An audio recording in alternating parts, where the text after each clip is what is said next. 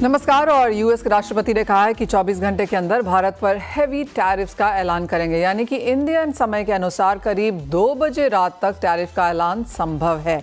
अगर भारत पर 25% के अलावा अतिरिक्त टैरिफ लगाया जाता है तो उसका भारतीय जेम्स एंड ज्वेलरी इंडस्ट्री पर क्या असर होगा, इस पर बात करने के लिए हमारे साथ जीजेपीसी के चेयरमैन किरीट भंसाली हैं। किरीट जी, बहुत शुक्रिया साथ जुड़ने के लिए। और कल सीएनबीसी पर यूएस प्रेसिडेंट ट्रंप जुड़े थे, जिस इंटरव्यू में उन्होंने हमें एक्सक्लूसिवली बताया कि अगले 24 घंटे में यहां पर वो और टैरिफ्स इंट्रोड्यूस कर सकते हैं। कल रात को 2 बजे वो यूएस में इंटरव्यू हुआ था और आज रात 2 बजे तक बाजार को लगता है कि कोई ना कोई यहां पर अनाउंसमेंट शायद निकल के आ सकती है। 25% से हम ऑलरेडी जूझ रहे हैं, इसके ऊपर अगर कुछ यहां पर आता है तो आपकी क्या सेंस है, जेम्स एंड ज्वेलरी इंडस्ट्री के लिए इसके क्या मायने हो सकते हैं? अगर मैं बात करूं तो 10% में भी हम जूझ रहे हैं, 25 तो बहुत दूर की बात है। और 25 से अतिरिक्त तो इंडस्ट्री विल डाई। कल भी मैंने आपको बताया था, ये बहुत ही शॉकिंग न्यूज होगा Indian gem and jewellery sector के लिए। उसको डाइजेस्ट करना बहुत मुश्किल होएगा। फिलहाल इमीडिएट कोई रिलीफ दिख नहीं रहा है। Industry is in big panic. Kirit ji, मुझे याद है आपने ये भी कहा था कि 19 अगस्त को यहाँ पर यूएस काउंटर पार्ट्स इंडिया में आएंगे, मीटिंग होगी, नेगोशिएशंस होंगे, हो सकता है यहाँ पर हम कुछ पॉजिटिव आता हुआ देखें। लेकिन यहाँ से 19 अगस्त विच इज स्टिल अभी 10-12 दिन दूर है, किस तरह से इंडस्ट्री इस टाइम पीरियड को देख रही है? क्या कुछ एक्सपोर्ट्स हो रहे हैं या फिर एज ऑफ नाउ एक वेट एंड वॉच वाला माहौल है? बिल्कुल वेट एंड वॉच वाला मामला है। अगर यूएस प्रेसिडेंट आज रात को अगर अनाउंस कर रहे हैं, उसके बाद 25 का जो पीरियड है, यूएस डेलीगेशन जो यहाँ पर आ रहा है, वो हमारी दिक्कतें उनके सामने रखी जाएगी। उसको रिलीफ मिलने में कितना समय लगेगा तो वो तो सिर्फ भगवान ही बता सकता है। या भगवान या ट्रम्प बता सकते हैं। बट जी हाँ, I get your point. As of now जिस तरह का एक्सपोर्ट है किरीट भाई, अब तक इस साल में अगर हम कैलेंडर ईयर देखें, जनवरी से जून तक, जुलाई तक देखें, तो किस तरह के नंबर्स के साथ आप यहाँ पर काम कर रहे हैं? नहीं, एक्सपोर्ट यूएस का तो काफी डाउन है। ये महीने में तो 75% डाउन है। ये जो लास्ट 10% में थोड़ा बहुत हुआ, 25% से तो यूएस में असंभव है बात। मतलब एक्सपोर्ट करना ही मुश्किल हो जाएगा। 75% की गिरावट आप किस महीने के लिए देख रहे हैं? जुलाई के लिए? जुलाई के लिए, यस। और ओवरऑल इस साल की अगर बात करें तो मनीषा, 25% के बाद तो कोई चमत्कार ही बचा सकता है यूएस के लिए। या तो इंडियन मैन्युफैक्चरर को अपना हब चेंज करना पड़ेगा, जहां पर कम टैरिफ है वहां पर शिफ्ट होना पड़ेगा, या अगर कोई गवर्नमेंट टू गवर्नमेंट टॉक से कुछ रिलीफ मिल रही है, या तीसरा रास्ता ये है कि 25% if we divide in 4 part, कि माइनस अगर समझो अपना प्रॉफिट 10% कम करे, मैन्युफैक्चर अपना प्रॉफिट 2-3% कम करे, अमेरिकन बायर्स 10% ज्यादा देवे, तो कहीं ना कहीं रास्ता निकल सकता है, मगर ये बहुत मुश्किल रास्ता है। Well absolutely. किरीट भाई, एक चीज़ और लोगों का मानना है, क्योंकि हम सभी सेक्टर्स में यहाँ पर बात कर रहे हैं, जो क्रूड ऑयल एक्सपोर्ट्स हैं या फिर जो गारमेंट एक्सपोर्ट्स वाले हैं, राइस एक्सपोर्टर्स हैं, सभी का ये मानना है, सभी सेक्टर्स ये मान के चल रहे हैं कि ये नेगोशिएशन टैक्टिक्स हैं। हो सकता है अगस्त एंड सितंबर एंड आते आते यहाँ पर कुछ क्लैरिटी निकल के आए, क्योंकि साथ ही साथ यहाँ पर क्वाड मीटिंग भी है इंडियन मार्केट्स में, जहाँ पर शायद यूएस प्रेसिडेंट आएंगे। यूएस के लिए मिड टर्म इलेक्शन का समय भी यहाँ पर पास आता हुआ नजर आएगा। आपको लगता है डिफिकल्ट टाइम है, शायद एक फेज है, और एक्चुअल इस तरह के टैरिफ्स हम ना ही आता हुआ देखें? मनीषा, 2 या 3 महीना जेवलरी सेक्टर के लिए कितना खतरनाक हो सकता है मैं आपको बता सकता हूँ। कि एक तो अगर 25% टैरिफ आ रहा है तो बिजनेस करना मुश्किल है, तो पूरी इंडस्ट्री माइनर से अपील करेगी कि आप अपना प्राइस कम करो। मान लो कि माइनिंग कंपनी ने प्राइस कम करना डिसाइड कर दिया, तो एक बहुत बड़ी इन्वेंट्री लॉस आएगी इस सेक्टर को। जो एट प्रेजेंट जो स्टॉक है हमारे पास, उसमें काफी लॉस आएगी, तो कहीं ना कहीं बहुत बड़ा झटका लगने वाला है इंडस्ट्री को। जुलाई में जैसे आपने कहा 75% की गिरावट ऑलरेडी हम बनता हुआ देखे हैं। क्या अगस्त एनी डिफरेंट है? क्योंकि अगर 19 तारीख को यहाँ पर बातचीत शुरू होती है जो 25 तक आएगी, तो अगस्त का महीना भी काफी हद तक उसी तरफ जाएगा। बिल्कुल बिल्कुल इसी तरह जाएगा। Now we are worried about workforce. 5 lakh लोग डायरेक्टली कटिंग एंड पॉलिशिंग में जुड़े हुए, उनके साथ क्या होएगा? 30% यूएस का मार्केट है, वो अगर डायरेक्ट इम्पैक्ट हो रहा है तो वर्कफोर्स पर भी इम्पैक्ट होएगा उसका। वो बड़ी चिंता है। हम विभिन्न राज्यों के जो कि मनीषा आप भली बात ही जानती है कि हमारा मैन्युफैक्चरिंग हब है जो वो गुजरात में है। हमने गुजरात के चीफ मिनिस्टर से समय मांगा है कि वर्कर को इमीडिएटली कुछ रिलीफ मिले। हमने महाराष्ट्र के चीफ मिनिस्टर से भी समय मांगा है। केंद्रीय पार्लियामेंट चालू है तो फिलहाल इमीडिएटली फाइनेंस मिनिस्टर और कॉमर्स मिनिस्टर का समय मिलना मुश्किल है, मगर वी आर ट्राइंग। अगर सैटरडे संडे भी मिलता है तो GGC will have series of meeting with everywhere. और जैसे आपने कहा जुलाई में एक खासी गिरावट देखने को मिली है, अगस्त उसी साल हाल में वहां पर जाएगा। गुजरात और महाराष्ट्र मिनिस्टर से आपकी यहां पर बातचीत है, लेकिन जैसे आपने कहा कि एक गवर्नमेंट रिलीफ का आपको यहां पर इंतजार है इंडस्ट्री के लिए, क्या वो प्रेजेंटेशंस आर इन वर्क? क्या आप उन्हें दे चुके हैं उन्हें? बिल्कुल, जीजेपीसी डे एंड नाइट काम कर रही है। क्या इफेक्ट होएगा उसका एनालिसिस कर रही है। वो सारा डेटा चेक करके एक मीटिंग हमने बुलाई है 8 तारीख को। उस मीटिंग के बाद हम गवर्नमेंट के सामने डेटा प्रेजेंट करेंगे। उसके बाद मैंने बताया कि ये 25% मनीषा टैरिफ ऐसी चीज है, न सिर्फ गवर्नमेंट सपोर्ट कर सकती है, न इंडस्ट्री बेयर कर सकती है, तो कहीं ना कहीं सारे लोगों को मिलकर कुछ रास्ता निकालना पड़ेगा। देयर आर 4 बड़े प्लेयर है, minus will have to cut the price. हमको एज ए मैन्युफैक्चरर सर्वाइव करने के लिए, हमारे वर्कफोर्स को इफेक्ट नहीं हो उसके लिए कम मुनाफे में काम करना पड़ेगा। अमेरिकन बायर्स को हमको अपील करनी पड़ेगी कि आप भी 10% प्राइस राइज दो। ये सब पूरा 4-5 स्टेक होल्डर मिलके कुछ रास्ता निकालेगा तो इंडस्ट्री बच सकती है। एक फाइनल सवाल किरीट भाई, और ये IIGS के ऊपर है, जहां पर कुछ अच्छे नंबर्स देखने को मिले हैं, काफ़ी यूफोरिया था, एंथुजियाज्म था, तो एटलीस्ट इंडियन मार्केट्स के लिए आपको लगता है कि ऑफ कोर्स एक्सपोर्ट्स को लेकर चिंताएं ज़रूर हैं, लेकिन इंडियन मार्केट्स में जिस तरह की demand growth for diamonds, jewellery, studded के लिए हम काम कर रहे हैं, ये नंबर्स थोड़े बेहतर रह सकते हैं? IIGS 2025 Manisha was a game changer. मैंने कभी भी इतने सालों, this was our 41st IIGS show. 40 exhibition के मुकाबले ये सबसे बेहतरीन रहा है। 55,000 लोगों ने विजिट किया। 2,500 फॉरेन बायर्स थे। 3,600 बूथ थे। 1300 सिटी से लोग आए थे। 80 कंट्री से लोग आए थे और ट्रिमेंडस गुड रिस्पांस था। Tremendous good response. किस तरह का बिजनेस होता हुआ देखते हैं आप इन दिनों में यहाँ पर? 70,000 करोड़ to 1 लाख करोड़। तो of course at least Indian markets में जी। दूसरा, ये यूएस गैप फुलफिल करने के लिए जीजेपीसी लगातार प्रयास कर रही है। मैं आपको एक जानकारी देना चाहता हूँ कि 11 to 13 सितंबर जीजेपीसी फर्स्ट इंटरनेशनल शो करना जा रही है सऊदी में, जेदा में, 11 से 13। वहाँ पर भी हमें अच्छा रिस्पांस मिल रहा है। हमारे एम्बेसडर और कॉन्सुलेट जनरल जेदा दिन रात हम इनके साथ संपर्क में हैं। बहुत सारे रिटेलर उधर ज्वाइन कर रहे हैं और यूएई और ये सऊदी नई मार्केट है, वो हम पूरी तरह कोशिश करेंगे कि कहीं ना कहीं कुछ डिमांड वहाँ से निकल आवे। वेल एब्सोल्युटली, जिस तरह से यूएस की हालत है, ऑफ कोर्स बाकी मार्केट्स यहाँ पर ढूंढनी ही होंगी, और जीसीसी कंट्रीज जहाँ तक कहलाती हैं और सऊदी है, यहाँ पर नंबर्स शायद स्ट्रॉन्ग बनते हुए नजर आए हैं। बहुत शुक्रिया किरीट भाई हमारे साथ आज यहाँ पर जुड़ने के लिए, काफ़ी डिटेल में वो एनालिसिस भी करने के लिए, और आशा यही है कि हम ये 25% में स्टकअप ना हो जाएं और कुछ कॉन्वर्सेशंस निकलें और ये बेहतर होता हुआ नजर आए। लेकिन इमीडिएट नियर टर्म में ये होना थोड़ा मुश्किल लगता है, क्योंकि आज देर रात 2 बजे हमारे समय पर यूएस प्रेसिडेंट किस तरह का बयान देते हैं, सारी नजरें एज ऑफ नाउ उसके ऊपर ही हैं, जहाँ पर ये माना जा रहा है कि शायद एक इंक्रीज इन पेनल्टी हम यहाँ पर बनता हुआ देख सकते हैं। वेल, ये तो आज रात को पता चलेगा कि यहाँ पर क्या होता है, लेकिन आपको एक और चीज़ बता दें, और वो है एथेनॉल को लेकर काफ़ी हद तक जो E20 विवाद है, अब वो यहाँ से कॉन्वर्सेशंस और बोर्डरूम से निकलकर सोशल मीडिया पे आ गया है। विवाद ये है कि जो पेट्रोल में 20% का एथेनॉल मिक्सिंग है और जिसके ऊपर सरकार को सफाई भी देनी पड़ी है, लेकिन सब जगह से, एसोसिएशन से, यूजर्स से हमने यहाँ पर इस पर काफ़ी हद तक एक प्रोटेस्ट आता हुआ देखा है। मेरे साथ इस्मा के प्रूफ डीजी अविनाश वर्मा, और इस अनिश्चितता भरे माहौल पर किस तरह से काम किया जाए उस पर बताने की बात करेंगे। अविनाश, बहुत शुक्रिया साथ जुड़ने के लिए। काफ़ी समय से एथेनॉल पे हम बात करते चले आ रहे हैं यहाँ पर, लेकिन आज जो स्थिति बनी है जहाँ पर E20 को लेकर काफ़ी सारी कंसर्न्स हैं, कार्स, इंजन्स को लेकर, अब पहले तो वो एयर क्लियर करें आप।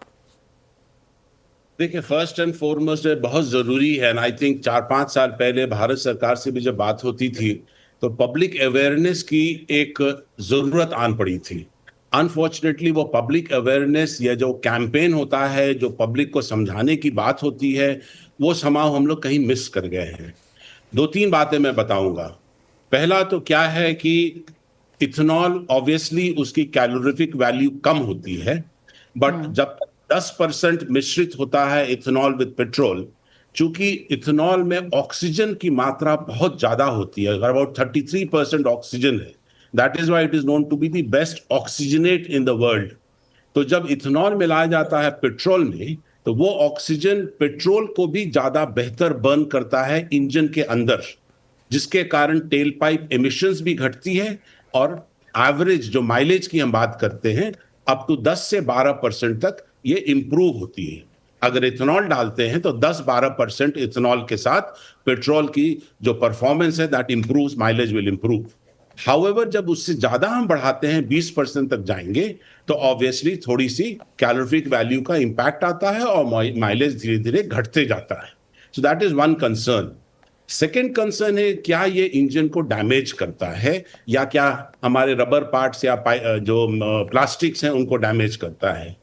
इथेनॉल डैमेज अगर करेगा भी तो सिर्फ प्लास्टिक और रबर पार्ट्स को। अगर उसकी लाइफ 10 साल होती है या 12 साल होती है तो उनकी लाइफ 1 साल या 2 साल या 3 साल से कम हो जाती है। ऐसा नहीं है कि हम इथेनॉल डालेंगे आज वो रबर पार्ट्स और प्लास्टिक खराब हो जाएगा ना। रबर पार्ट और प्लास्टिक हमारे जो गाड़ी में है, इंजन में है, वो नॉट मोर देन 30,000 20,000 उसकी वैल्यू से ज्यादा नहीं होती है और 8वें साल उसको अगर रिप्लेस करते हैं, I don't think that is a big concern या किसी भी कंज्यूमर को हिट नहीं करता है। तीसरा और सबसे इंपॉर्टेंट पॉइंट जो शायद लोग अभी चर्चा नहीं कर रहे हैं वो है ऑक्टेन प्रॉपर्टी ऑफ इथेनॉल। हम लोग जानते हैं कि पेट्रोल का ऑक्टेन करीब 86-87 का ही होता है और ये ऑक्टेन हम लोग जब मार्केट में बेचते हैं पेट्रोल को, इस 86-87 ऑक्टेन को बढ़ा के 95 तक किया जाता है ताकि हमारी जो इंजन की जो नॉकिंग होती है, जिससे इंजन की लाइफ कम हो जाती है, वो नॉकिंग को कम किया जाए। तो जो ऑयल कंपनीज है वो कुछ बनाते हैं और वो ऐड करते हैं इसमें, और दोज आर केमिकल्स, और केमिकल्स जब ऐड करेंगे पेट्रोल में तो obviously it is not good.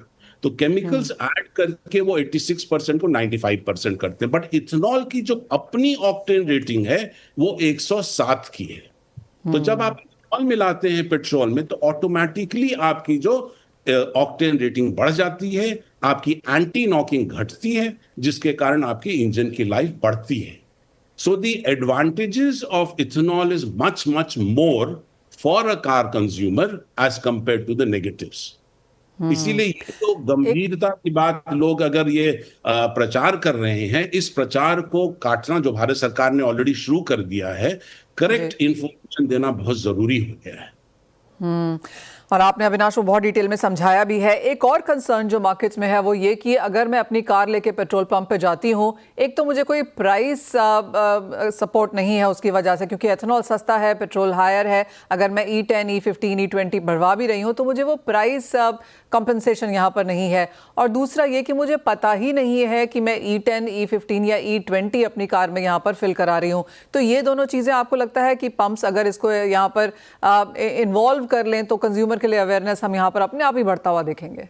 100% I totally agree. अगर मैं एज अ कंज्यूमर जाता हूं तो मुझे मालूम रहना चाहिए मैं अपने गाड़ी में E20 डाल रहा हूं कि E18 डाल रहा हूं, क्या डाल रहा हूं। I should know. That is number 1। Number 2, I am sure एक वक्त आएगा जब प्राइसिंग की डिफरेंस आना होगा। हायर इथेनॉल ब्लेंडेड पेट्रोल का price has to be lower as compare to pure petrol, but again the proportionately कम नहीं होगा, इसलिए कि बहुत सारे एडवांटेजेस इथेनॉल के हैं। एक वक्त ये भी आएगा, if you go to countries like Brazil and US जहां पे इथेनॉल बहुत सक्सेसफुल है, वहां प्योर इथेनॉल का भी सेल होता है। तो मेरी पास गाड़ियां ऐसी हैं वहां पे कि जो फ्लेक्स फ्यूल गाड़ियां हैं which can run on 0% ethanol to 100% of either ethanol और पेट्रोल और एनी कॉम्बिनेशन देयर ऑफ। वो फ्लेक्स फ्यूल व्हीकल जब इंडिया में आ जाएंगे, आज अगर ब्राजील की बात करूं तो 95% of the vehicles are flex fuel vehicles. वो 0 to 100% किसी में भी चल सकते हैं। और वो वहां पे जब जाते हैं तो वहां बेस फ्यूल है 27% इथेनॉल ब्लेंडेड पेट्रोल। इंडिया में अभी हम 20% पहुंचे हैं, बट वहां जब प्योर इथेनॉल मिलता है तो वो बोलते हैं चलो मुझे 60% E27 वाला पेट्रोल डाल दो और बैलेंस मुझे प्योर इथेनॉल डाल दो, चूंकि प्योर इथेनॉल का प्राइस कम होता है। तो ये एक वक्त भी आएगा, और मैंने गडकरी साहब को भी सुना है, उन्होंने बोला है फ्लेक्स फ्यूल व्हीकल को वो at par of electric vehicle करेंगे, और जैसे ये प्रोडक्शन में आएगा flex fuel vehicle, then you will see a huge jump in the use of ethanol, और पोल्यूशन पे बहुत अच्छे से कंट्रोल आ जाए। अविनाश, बहुत शुक्रिया साथ जुड़ने के लिए। वो एब्सोल्यूट मास्टर क्लास थी जहां पर आपने डिटेल में हमें वो सारे पॉइंटर्स के तहत end of course comparison with Brazil और किस तरह से आगे यहां पर मार्केट चल सकती है वो सब समझाया है। मोतीलाल ओसवाल से नवनीत दमानी अब हमारे साथ शो पर है। नवनीत, सबसे पहले रुपए पे एक सेंस ले लेते हैं क्योंकि यहाँ पर काफ़ी एजीनेस है, और जिस तरह से एक्सपेक्टेशन है कि आज देर रात या हमारी अर्ली मॉर्निंग यहाँ पर यूएस प्रेसिडेंट की तरफ से कुछ सेंस आ सकती है पेनल्टी टैरिफ्स को लेकर। जिस तरह से रुपये ने आज बिहेव किया है, क्या एक्सपेक्टेशन है अब आगे जाते हुए? वेल बरीचा जी, लास्ट 3-4 दिनों में एक अच्छा गिरावट हमने रुपये में आते हुए देखा है, और इनफैक्ट लाइफ टाइम लो के आसपास भी है, just shy of lifetime low. तो मुझे नहीं लग रहा कि कुछ बहुत इंक्रीमेंटली ऐसा कोई स्टेटमेंट आ जाए जो कि मार्केट का रुख बदल देगा।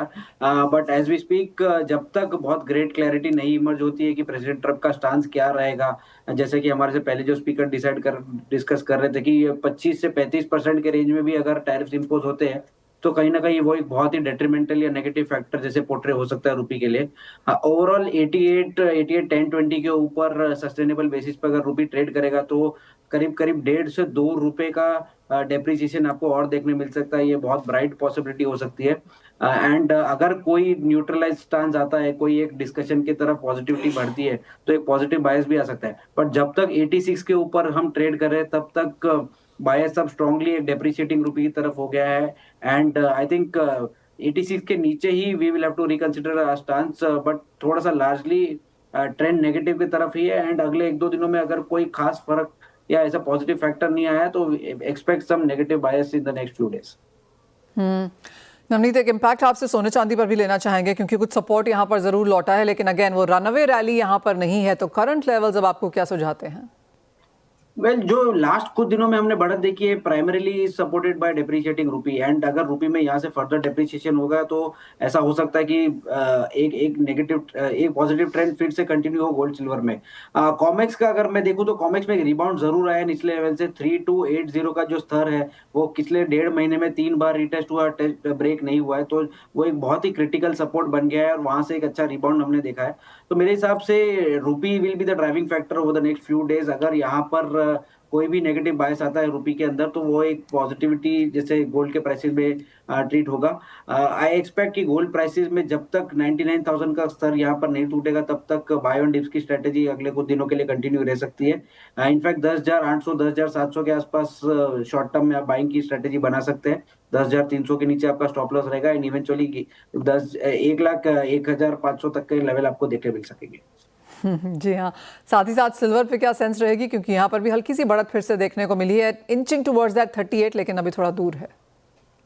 Well, silver we been very positive and very vocal कि हम पॉजिटिव रहे हैं काफी दिनों से, and I think every dip is a buying opportunity. यहाँ पे हम लोग 1,10,000 का स्तर लास्ट कुछ दिनों पहले आते हुए देखे थे, वहां से एक शार्प रिबाउंड पिछले 2 दिनों में आया है।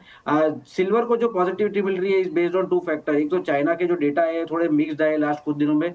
हमने कॉपर में एक रिबाउंड आते हुए देखा है, डॉलर इंडेक्स में करीब 19.5 ऑलमोस्ट 100 के स्तर से वापस करीब 150 बेसिस पॉइंट का फॉल देखा है। तो ये कुछ ऐसे फैक्टर्स है जो शॉर्ट टर्म में एक अच्छा सपोर्ट आपको प्रोवाइड करते हैं, and which is what is adding positivity to silver. तो मेरा मानना ये है कि सिल्वर में बाय ऑन डिप्स का स्टांस फिर से कंटिन्यू रखना चाहिए।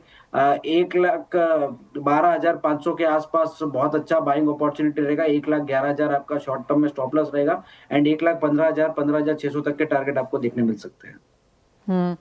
यहाँ से नवनीत, अगर कॉपर में कुछ करना हो तो क्या राय देंगे आप, क्योंकि अब कुछ स्टेबिलिटी यहाँ पर लौटी है पिछले हफ्ते की भारी गिरावट के बाद।